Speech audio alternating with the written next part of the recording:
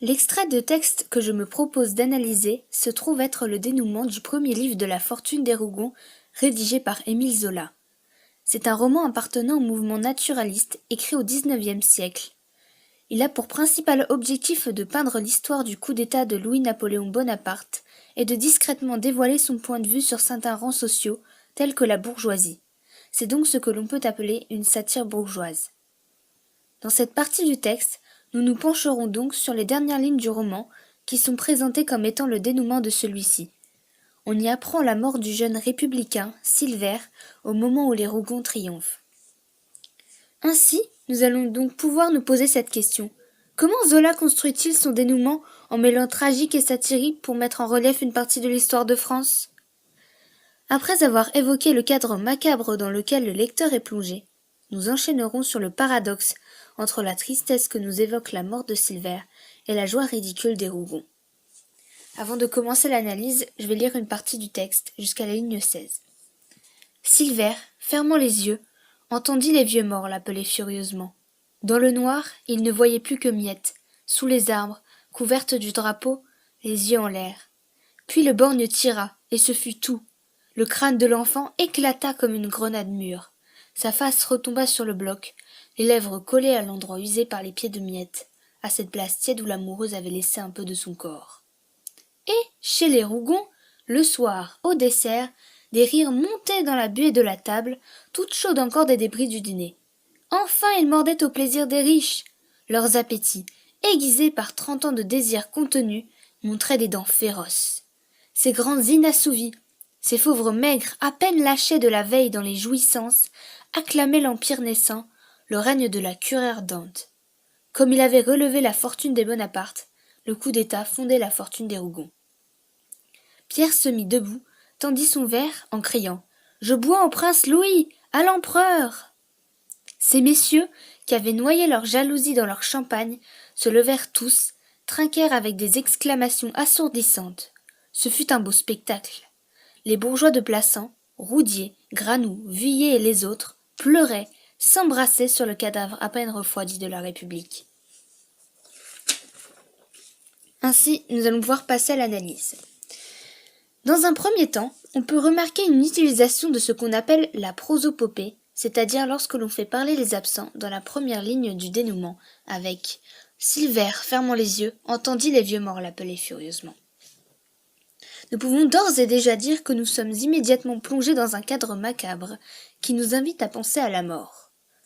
Pour renforcer cette atmosphère plus ou moins lugubre, on peut constater l'emploi de l'adjectif « vieux mort » que nous pouvons interpréter comme tel, les ancêtres qui parlent à la jeunesse et l'attirent dans le tombeau. De plus, nous pouvons aussi enchaîner sur le fait que Silver rend l'âme sur un lieu hautement symbolique. Déjà, le nom du républicain lui-même est tiré du mot sylvestre, qui est relatif aux forêts, l'endroit même où l'enfant meurt. Cela renforce donc le côté étrange et mystérieux du lieu. De plus, cela rappelle aussi la végétation luxuriante décrite dans l'incipit du roman et qui se trouvait dans le cimetière de l'Aire Saint-Mitre. Et c'est dans ce même lieu que le républicain et son amoureuse, cité comme étant Miette dans notre texte, se sont rencontrés. C'est donc un lieu symbolique, mais tragique, car c'est à ce même endroit que Silver s'est éteint. Dans un second temps, nous pouvons nous pencher plus particulièrement sur le décès de l'enfant qui crée un paradoxe avec la joie des Rougon. Pour commencer, on peut constater que le registre pathétique domine largement le texte. On ressent une émotion à la vue des souffrances d'autrui, on compatit. La mort de Silver nous fait susciter ce genre de sentiment, car celle-ci est brève et commentée rapidement. Cette rapidité est renforcée par l'utilisation du passé simple avec par exemple à la ligne 2, puis le borgne tira, et ce fut tout. De plus, nous pouvons voir de la ligne 2 à 5 ce que l'on appelle une période divisée en 3 temps, adoptant donc un rythme ternaire. Avec la phrase « Puis le borgne tira, et ce fut tout », le crâne de l'enfant éclata comme une grenade mûre, sa face retomba sur le bloc, les lèvres collées à l'endroit usé par les pieds de Miette, à cette place tiède où l'amoureuse avait laissé un peu de son corps. Ce qui accentue d'autant plus l'effet bâclé. La mort du courageux républicain est réduite à quelques lignes, alors que la réjouissance des Rougon s'étend sur 21 lignes. Nous pouvons interpréter cela comme quelque chose de volontaire de la part d'Émile Zola. Étendre la joie des Rougon ne fait que d'accentuer le dégoût du lecteur sur les bourgeois. La satire est bel et bien présente.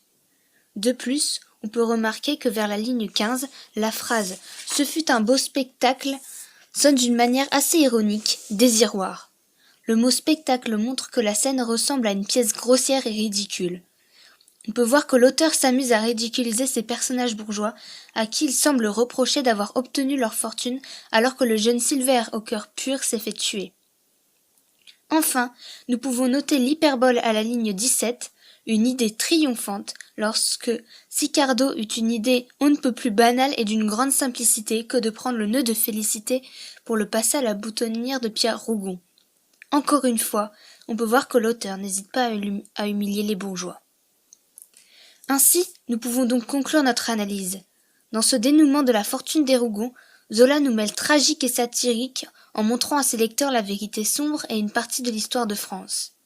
Dans un premier temps, il nous présente un lieu macabre et symbolique, en enchaînant sur la mort brève et pathétique du républicain et en insistant longuement sur le triomphe des bourgeois et leur manière ridicule.